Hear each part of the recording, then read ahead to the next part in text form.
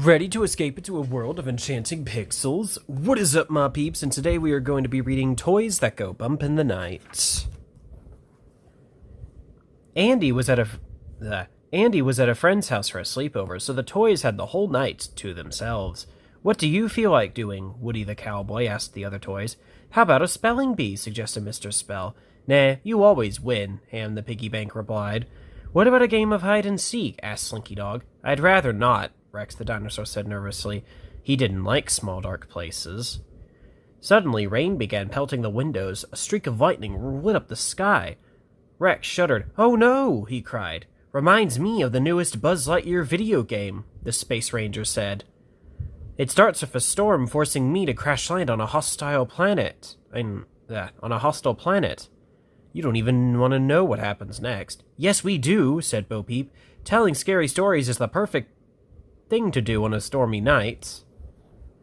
Oh yeah, that's a reference to Toy Story 2. What are the chances that gets referenced in the next story after the one that adapts the events of Toy Story 2? That's so clever. Anyway.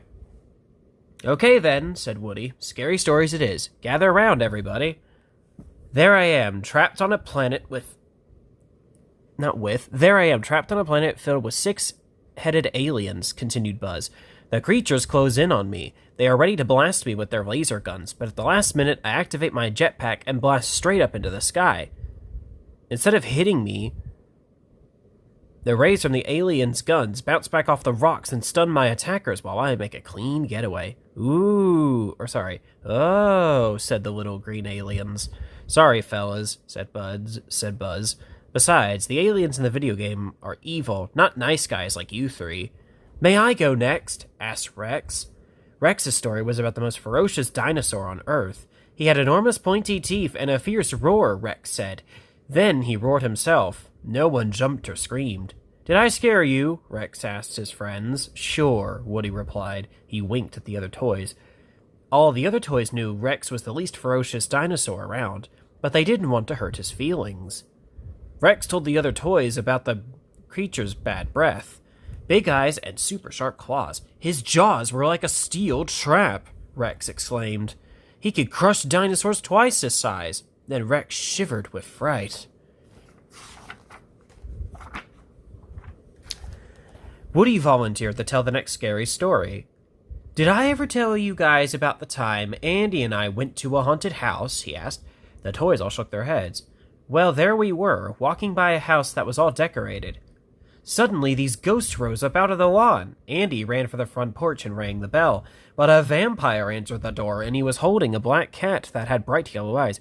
What happened next? Rex asked. Then a monster chased us back down to the sidewalk, Woody answered. He noticed the other toys looked afraid. Bo had clutched Woody's arm, and Ham was shaking so much that his coins were clinking. Don't worry, guys. Andy's brave, and I'm here to tell the tale, Woody said. It was all fake. I knew that, said Rex, but Woody could still see his arms were still trembling. The people who owned the house set everything up to scare the trick-or-treaters, Woody said. He rubbed his chin. Maybe that one was a little too scary.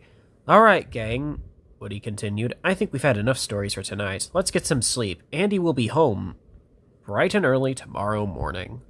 Woody had fallen asleep when he felt a nudge.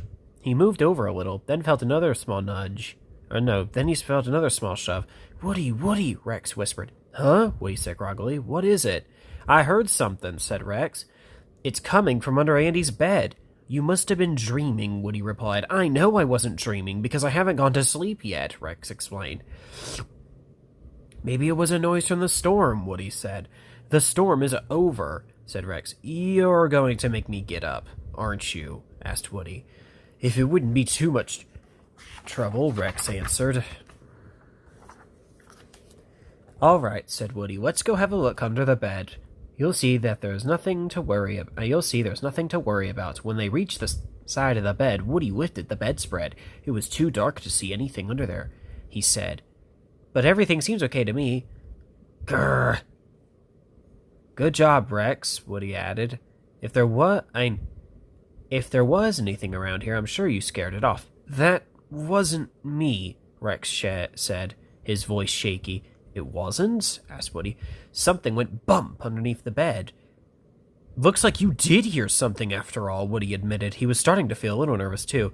Let's go get Buzz before we do any more investigating. This had better be an emergency, Buzz declared when Woody woke him. I think we have an intruder, Woody whispered. What's going on? Asked Ham. It's nothing to worry about, said Woody as calmly as he could. There appears to be something or someone underneath Andy's bed. At that moment, a rumbling came from under the bed. It sounds hungry, Rex wailed, and then fainted in fright. The toys crept out of their places in drawers, behind furniture, and in the toy box. They gathered in a corner of the room, while Woody woke Rex. Buzz strode confidently up to the bed. This is Buzz Lightyear, Space Ranger. You are in violation of Intergalactic Code 36920-Q, which clearly prohibits concealing oneself under another lifeform's sleeping unit without prior clearance. It's bad manners, not to mention creepy. Reveal yourself. The only response was a high-pitched wail. The only response was a high-pitched whine. Very well, then, Buzz replied. You leave me no choice but to take you captive. I like that Buzz is the one that does this. It makes sense considering he's the strongest toy, both physically and mentally, out of the cast. Buzz began to crawl under the bed. Suddenly, his space wing shot out and caught on the bedspread. I need some help here, Buzz called out. He wriggled around, but he couldn't free himself. Oh no, cried Rex, panicking. It's got Buzz! Come on, men, we're going in, cried Sarge. He and the Green Army men rushed under the bed. They freed Buzz and pulled him back out. There's something under there, Buzz replied, and it was definitely moving. We'll take it over from here, Sarge announced. Men, we're going to execute a sneak attack and surround the enemy. Now you know what to do. Now go, go, go! The soldiers split into groups and stormed under the bed. Halt! Boomed Sarge's voice. It's one of our own. Switch to rescue mission protocol. All of the other toys looked at each other. What's going on, Woody? Who is it? But there was no answer. All the toys heard was the soldiers moving under the bed. Push, men, push! Commanded Sarge. Now 1, 2, 3, heave-ho! Suddenly, RC car shot out into the room. What was he doing under there? Asked Woody. His batteries are nearly out of juice, Sarge reported. He just sat there, revving his engine, spinning his wheels, and going nowhere. I knew there had to be a reasonable explanation, said Rex. Woody smiled and patted his friend on the back. You're right, buddy, he said. Meanwhile, Buzz had removed RC's battery door. The supply truck's coming, Sarge told Buzz. Let's go, men, he commanded his soldiers. Soon, RC was zipping around the room, good as new. Don't we feel silly, said Ham. All of us so afraid, and it was only RC. Just then, Mr. Spell lit up.